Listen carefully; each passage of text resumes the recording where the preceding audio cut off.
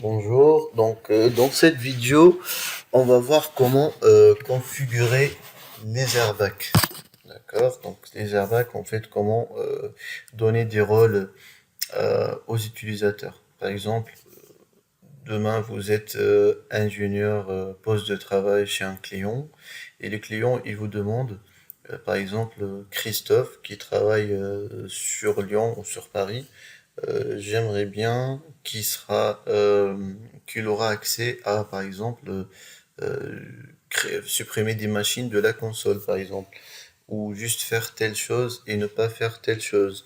Donc là, c'est votre rôle en fait à donner des rôles aux utilisateurs, aux techniciens, aux administrateurs. Donc pour commencer, on va voir comment faire ça et dans quelle partie de la console. Donc je vais me connecter à la console. Donc je resterai toujours dans administration parce que je fais de l'administration. Donc là j'ai fait mes méthodes de découverte et j'ai fait mes limites de site.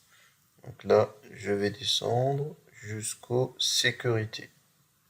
En security, je vais actuellement administrative user. J'ai mon compte admin avec lequel je suis connecté, celui-là, admin. Ok, là, que j'ai fait avec l'installation et tout, il est full administrator. C'est normal, par défaut il est full parce que c'est le compte qui a fait l'administration et c'est le compte qui a mis en place l'architecture. Donc là, je veux rajouter un autre full administrator, par exemple, je vais rajouter mon compte à moi de Hamza. J'ai créé un compte Hamza qui se trouve dans Asset and Compliance, User, celui-là. J'ai Hamza et Stéphane. Donc Hamza, on va voir comment l'ajouter, le rôle full administrateur, et Stéphane, on va l'ajouter par exemple quelque chose dédié.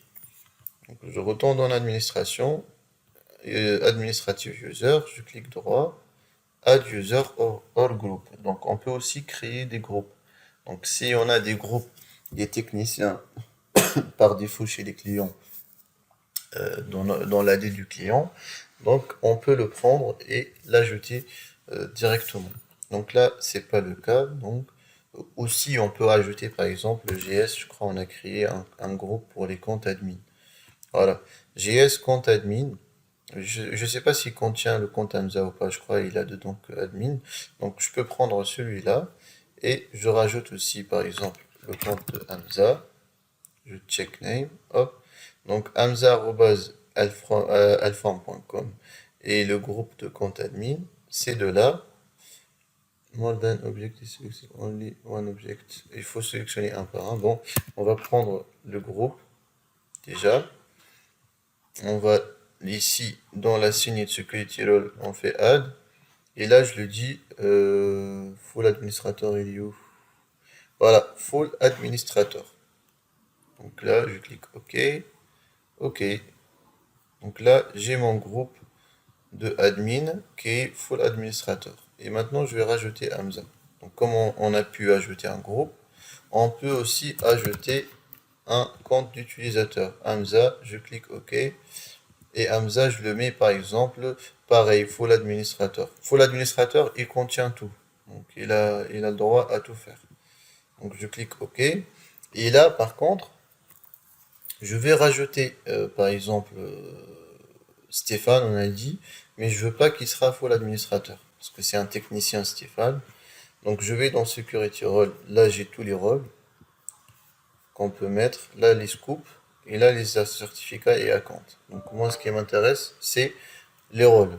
Donc je prends par exemple, je prends pas le full administrateur, mais plutôt je prends par exemple le RAID en AST. Et je peux faire un copie, et là je le donne un nom par exemple, MECM Alform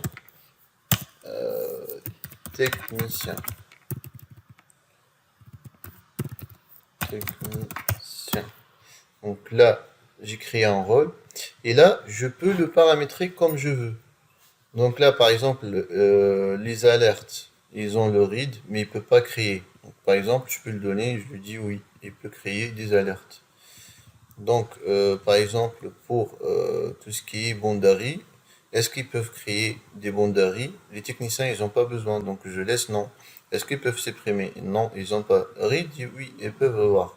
Donc, les collections, par exemple, je peux les donner la possibilité de créer des collections, par exemple. Je te dis oui. Par exemple, delete ressources.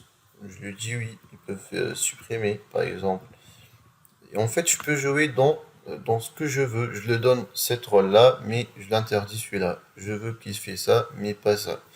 Donc, déploiement d'application, par exemple, je veux que les techniciens ils font des déploiements avec la console SSIM, parce qu'on parlera des clients qui ont plus de 10 000 postes de travail. Donc voilà, une fois qu'on a fini notre configuration, je clique OK, mais attention, c'est pas fini.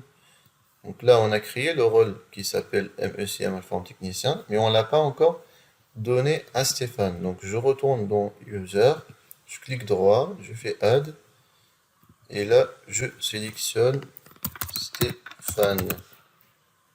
Et là, je fais Check Name, Stéphane, et là, je fais Add.